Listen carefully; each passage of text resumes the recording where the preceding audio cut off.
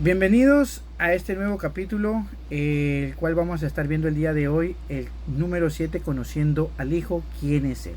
Y antes de empezar nuestra clase, yo te pediría que juntos hagamos una oración, pidiendo la sabiduría del Espíritu Santo en este momento. Amado Espíritu de Dios, que en este momento seas tú reflejándote y seas tú tomando el control, la autoridad en este tiempo de enseñanza y aprendizaje. Amado Espíritu de Dios, que cubras nuestros cuerpos de cualquier acechanza que el enemigo quiera hacer para que no podamos entender el mensaje de la lección que tú ya formaste y diseñaste a través de personas estudiosas en tu palabra. Padre de los cielos, que seas tú en todo momento, que seas tú dirigiendo mi vida, Señor, para que de mi boca salga solamente palabra tuya. Asimismo, también te pido, Señor, que seas tú cubriendo y cuidando las almas y los cuerpos y los pensamientos de los estudiantes, Señor. Que puedan entender y comprender este tiempo, bendito Señor, en el cual nos deleitamos en tu palabra. Te damos las gracias en el nombre maravilloso de tu Hijo Jesucristo. Amén. Bueno, familia, vamos a la Biblia, al Evangelio de Juan, en el capítulo 17, versículo 3. Y dice: y esta es la vida eterna, que te conozcan a ti, el único Dios verdadero, y a Jesucristo, a quien has enviado. En esta lección nosotros vamos a conocer quién es Jesús y a través de su persona y su carácter. Ciertamente Jesús mismo hizo una pregunta a sus discípulos que quizás, si lo tuviésemos en este momento de frente a nosotros, nos lo haría a nosotros mismos, valga la redundancia. ¿Qué dicen los hombres que soy yo? Los discípulos contestaron y dieron algunas respuestas u opiniones que eran comunes que habían escuchado del pueblo. Que eres un profeta, que eres un maestro, o que quizás era Elías, ¿no? Todas esas respuestas estaban completamente incompletas, ya que desde el punto de vista de Jesús, Él les hace esa pregunta a sus discípulos, los confronta y le dice: ¿y vosotros? ¿No? ¿Quién decís que soy yo? A lo cual solamente uno de sus discípulos respondió: tú eres el Cristo, el Hijo del Dios viviente. Y eso lo vemos en Mateo 16, del versículo 13 al 17. Jesús afirmó ser el Hijo de Dios. Lo vemos en Mateo 11, 27 y en Juan 8, 19. Y ante este panorama no dejó ninguna otra opción. Su afirmación en cuanto a lo que fuera Dios debe ser verdadera o falsa.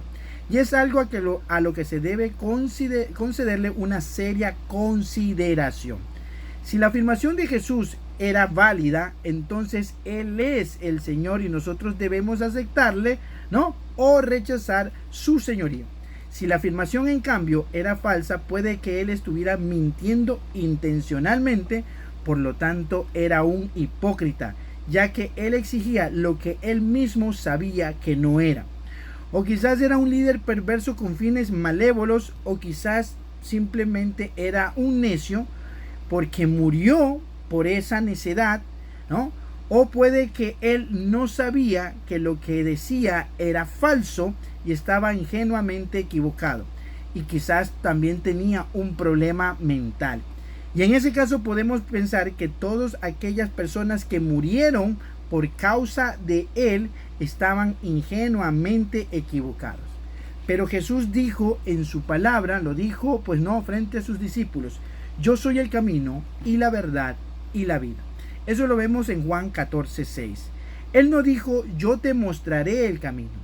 Él no dijo: yo tengo una verdad. Él no dijo: yo te daré una excelente vida. Él es nuestro modelo y Él es la verdad. Él es la vida. Él sabe definir quién es Jesucristo para nosotros. Definirá nuestra posición celestial, nuestro destino eterno y nuestra manera de vivir para Él, ¿no? Dentro de eso es un uso intercambiable de los nombres. Cristo Jesús es nuestro Dios y nuestro Salvador. Jesús es Dios, Jesús es Jehová. Los primeros discípulos consideraban a Jesús como Dios en el sentido más absoluto de la palabra, sin limitación o subordinación. Los nombres de Cristo y Dios son intercambiables en la mente de Pablo. Eso lo vemos en Romanos 9:5 y en 2 de Tesalonicenses 1:12, ¿no? En la profecía de Zacarías se dice de Juan el Bautista: y tú, niño profeta del Altísimo, serás llamado, porque irás delante de la presencia del Señor para preparar sus caminos. Es obvio que Lucas, ¿no?, entendió esta profecía como una referencia a Juan, como precursor de Jesús, pero Zacarías estaba refiriéndose, ¿no?, a Malaquías 3:1, donde la palabra es Jehová y no Señor. Y dice: he aquí yo envío a mi mensajero, el cual preparará el camino delante de mí, ha dicho Jehová de los ejércitos. Así el Señor, cuyos caminos Juan iba a preparar, es nada menos que el mismo Jehová. Pablo da mucho énfasis a la profecía de Joel 2:32. Es claro que en el contexto Pablo llama a Cristo como su Señor, y en Joel se habla de Jehová. En Romanos 14:10 Pablo añade una cita de Isaías en 45, 23 al 25. Estos pasajes evidencian el uso intercambiable entre Cristo y Dios.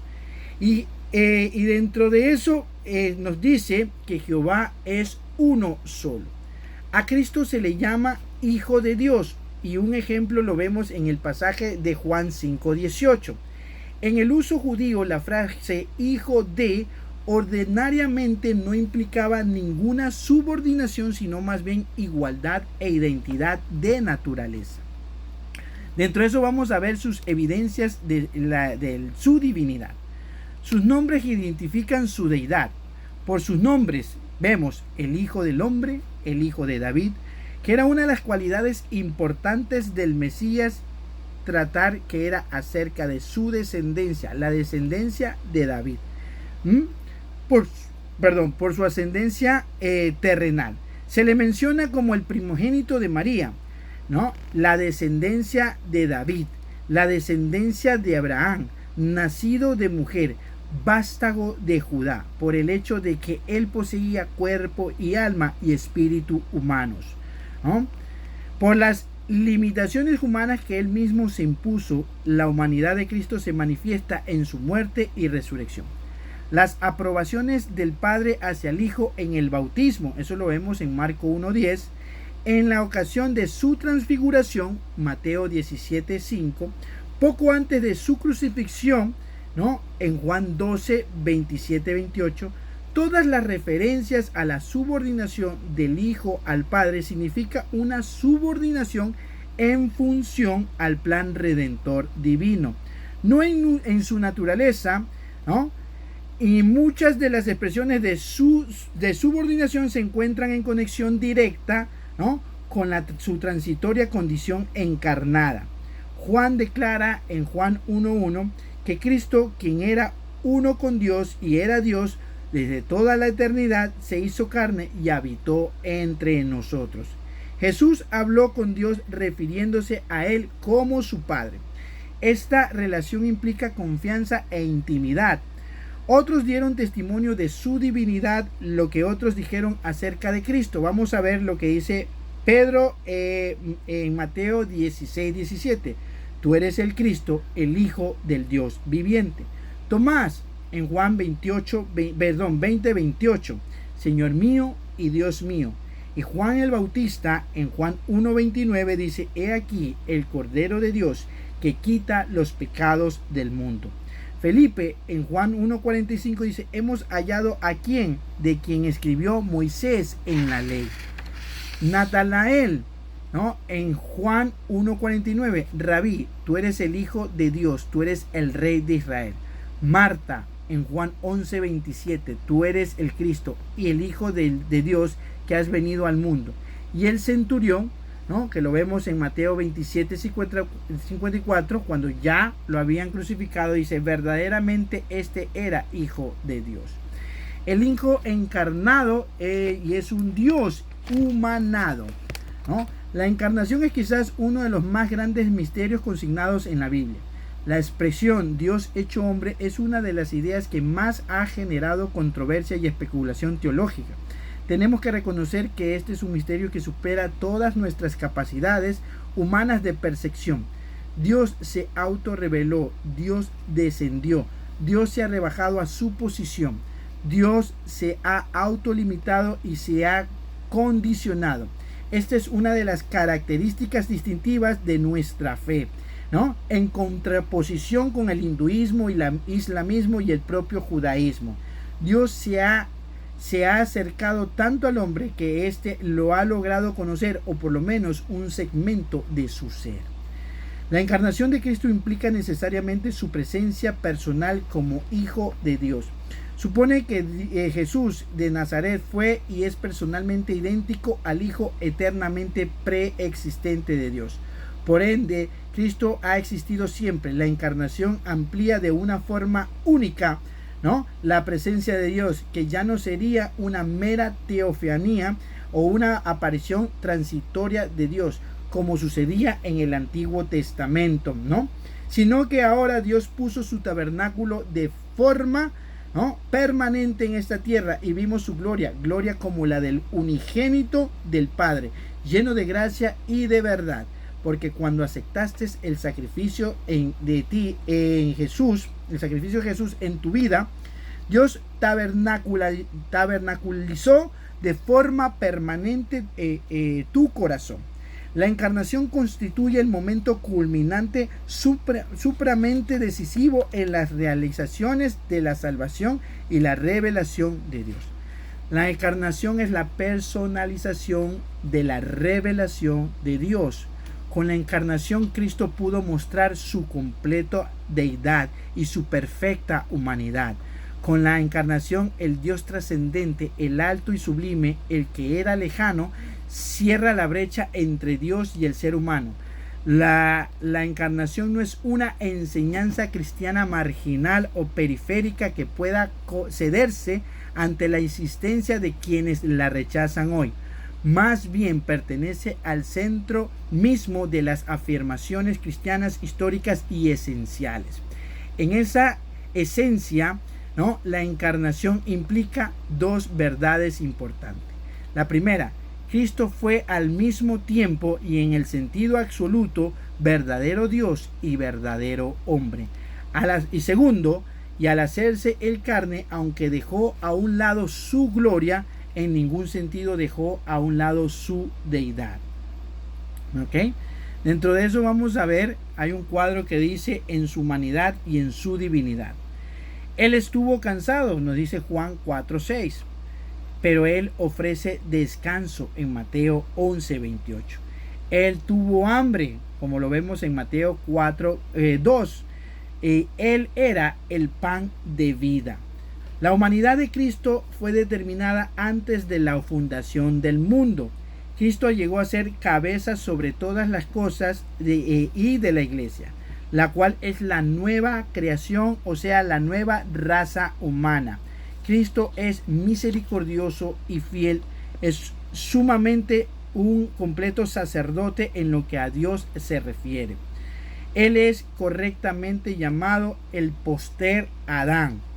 Y en el cuerpo de la gloria suya, el Cristo, que es el Hijo eterno, Jehová Dios, fue también el hijo de María, el niño de Nazaret y el maestro de Judea, ¿no?, el huésped de Betania y el cordero del Calvario. Y en un día se manifestará como el Rey de gloria, y así como ahora es el Salvador de los hombres, el sumo sacerdote que está en los cielos, el esposo que viene por su iglesia y el Señor. No significa que Dios se convirtió en hombre, ni tampoco que Dios dejó de ser Dios y comenzó a ser hombre, sino que permaneciendo como Dios asumió o tomó una nueva naturaleza, es decir, la humana, uniendo esta naturaleza a la divina en un solo ser o persona. Al considerar la encarnación deben de admitirse dos verdades importantes.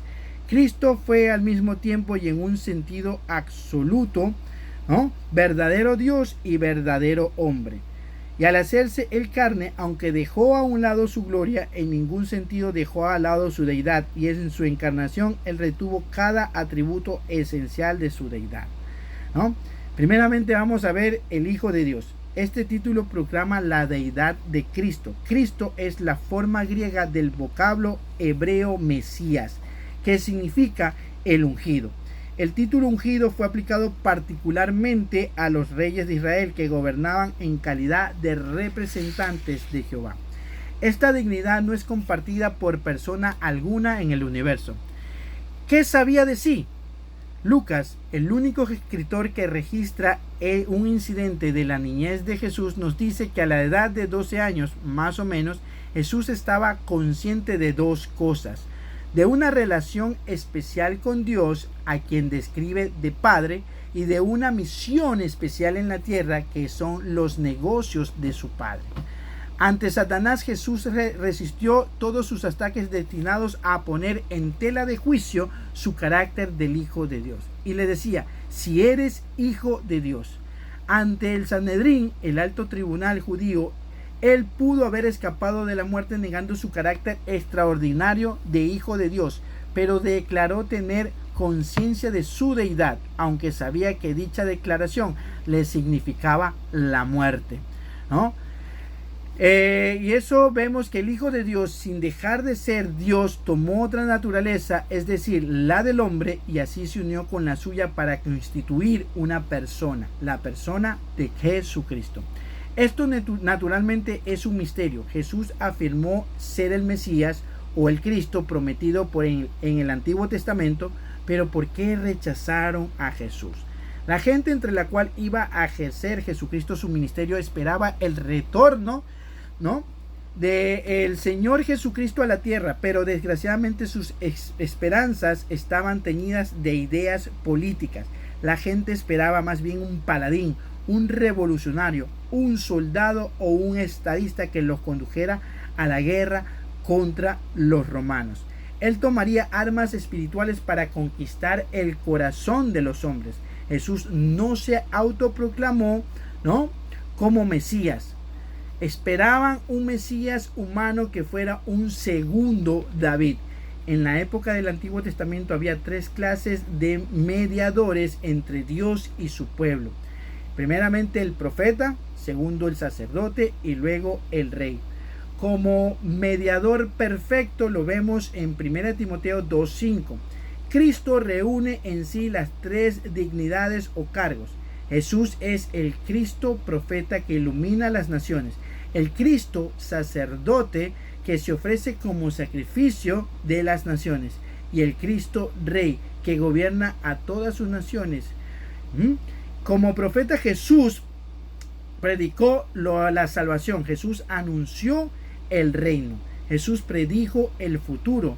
Como Cristo, el sacerdote que se ofreció a sí mismo. Eso está en Hebreos 8:3. Él ofreció un sacrificio perfecto de una y para siempre, de una vez por todas. Su obra sacerdotal continúa todavía. El Cristo Rey está figurado en Melquisedec.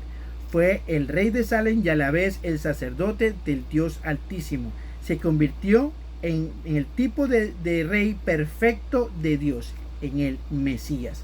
Eso lo vemos en Salmos 110, 1:10. Bueno, y hemos llegado al final de esta clase. Espero pues que en la siguiente podamos continuar y seguir juntos estudiando la palabra de Dios. Un abrazo, bye. Dios te bendiga.